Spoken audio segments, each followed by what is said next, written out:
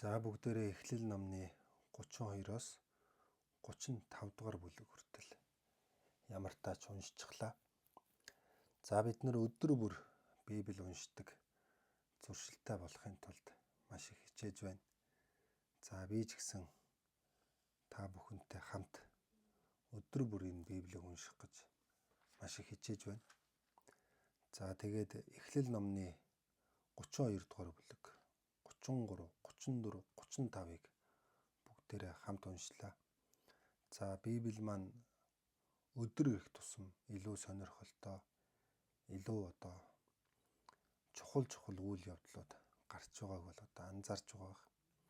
Эхлэл номны 32 дугаар бүлэг болон 33 дугаар бүлэг дээр Яаков өөрийн төрсөн ах Исавтай уулзаж байгаа үйл явдал бол гарч байна. За та нар санаж байгаа бол Яаков бол Исав ахыхаа ууган хүүгийн эрхийг бол худалдаад авчихсан. За тэгээд ахыгаа хуурж угаад авчиж байгаа шүү дээ. Дээрээс нь мөн эцгийгээ хуурж угаад ахыхаа авах ёстой байсан ёроолыг бас авчихсан. За үүнээс болоод Исав бол тийм ээ. За аав маань л өөд болдгол юм бол түүний дараа би хамгийн түрүүнд Яаковыг аландаа гэж өөрийнхөө сэтгэлийг тайлгаруулж байсан. Ийм үү. За тэгээд тун удахгүй тийм ээ Яаковыг бол Исав алах юм байна гэдгийг бол Ребека бол ээж нь бол мэдээд өөрийн төрсөн ах Лабаны гэрэл бол Яаковыг явуулсан. За тэнд бол Яаков бол 20 гаруй жил бол амьдэрсэн. Тэгээд 2 эхнэртэй болсон. 12 хүүхэдтэй, 12 хүүтэй болсон. Тийм ээ. Нэг охинтой болсон, тийм ээ. За ингээд мал сүрэг арвинтай олон зарц бүл хүмүүстэй ингээд өөрийнхөө төрсөн нутг руу бол буцаж байгаа. За тэгээд төрсөн нутг руугаа буцаж байхад бол Яаковын сэтгэлийг хамгийн хүн дээр дарж байсан асуудал бол за тэнд ах минь надтай уулзах юм бол намайг яаж хүлээж авах вэ гэдэг айдас бол Яаковын сэтгэлийг бол хамгийн хүнд дарж байсан. За тийм учраас Яаков ч өөрөө угийн тийм арга зал ихтэй тийм ээ айхтар хүн шүү дээ. Тэр утгаараа өөрийнхөө эд хөрөнгийг хэд хэдэн хэсэг болгож хуваагаад за эхний хэсгийг нь хүүс тэмтэрлээ гэж бодоход сүүлийн хэсгийг аваад зүхтандаач гэдэг юм. Ингээл өөрийнхөө санаагаар энэ асуудлыг шийдвэрлэх гээл өөрийнхөө аргаар энэ асуудлаас мултарч гарах гал амихандаа л их хичээнэ. За тэгэл янз янзын бэлэг бэлдээл. Тэгэл бэлгүүдээ төрүүлээд л явуулаад л. За тэгээд Исавтай таарах юм бол өчүүхэн зарц Яаков өөрийн эзэн Исавдаа өгөхөөр энэ бэлгийг явуулсан юм аа гэж заавал хэлээрэ гэтэл ингээл ямар тааж өөрийнхөө санаагаар өөрийнхөө ухаанаар энэ нэг асуудлыг шийдвэрлэж гээл маш их хичээдэг. За тэгээд яг тэр шөнө юу болдог вэ гэхээр тийм ээ тэнгэр элчтэй барилддаг байгаа. За тэгээд тэнгэр элч үүр цайхан ээ намайг явуулаа гэж хэлэхэд бол Яаков бол хэлнэ. За намайг өрөөхөөс нааш би таныг явуулахгүй гэж. За тэр үед нь тэнгэр элч түнхийг нь мултлаад Яаковыг бол хазгаар доглон болгочихдог. За тэнд Эхлэл номны 32-ын 31 дээр гарсан баг.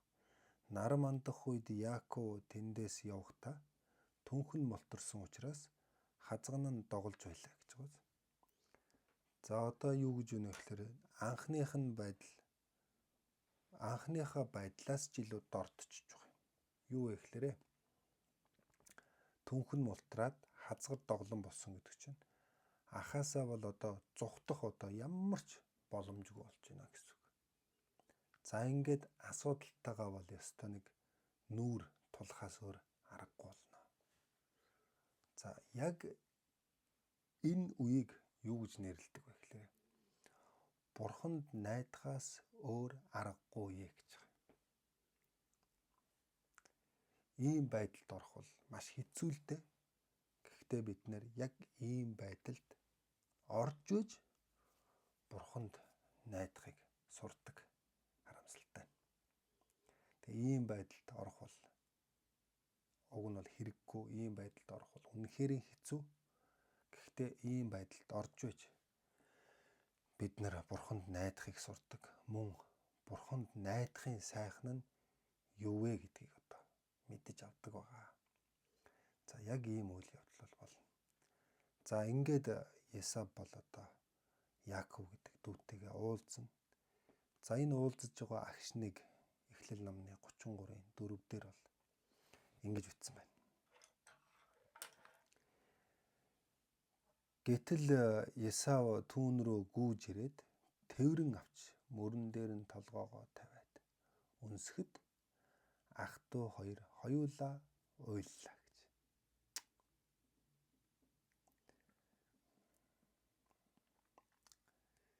Үнэхээр үнэхээр гайхамшигтай уулзалт юм аа. Энэ бол Библиэлд гарч байгаа. Ахан дүүгээ уучлж байгаа байхгүй. Тийм ээ. Мөн дүү нь ахыхан энэ уучлалыг тийм ээ мэдэрч байгаа ийм гоё агшин. Ийм гоё байдаг. Библи уншихад бас сэтгэл хөдлөн, Библи уншихад бас заримдаа бүр уйлмаар санагдана.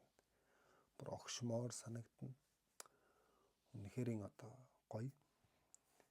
Тийм учраас одоо яагаад ч энэ хоёрын энэ уулзалт надад маш их таалагдсан болохоор үүнийг би тэмдэглэсэн. За тэгээд яг энэ үед Яаковын хэлж байгаа үг их гоё. 33-ийн 10 дээр. Үгүй ээ. Хэрвээ та надад нааштай сайхан хандаж байгаа бол өгсөн бэлгийг мань хүлээн аваарай. Үнэхээр бас ахтай энэ бэлгийг өгөхийг хүсэж байсан. Тэг ахыхаа сэтгэлийг зөөлөх гэж энэ бэлгийг бэлдсэн ч гэлээ гэсэн. Ахтай энэ бэлгийг өгөхийг хүсэж байсан Яаков үнэхээр. Яагаад вэ? Ахыхаа авах ёстой байсан бүх ёроолыг Яаков авцсан шүү дээ. Тийм учраас өөртөө байгаа зүйлээ ахтаа өгөхийг үнэхээр хүсэж байсан.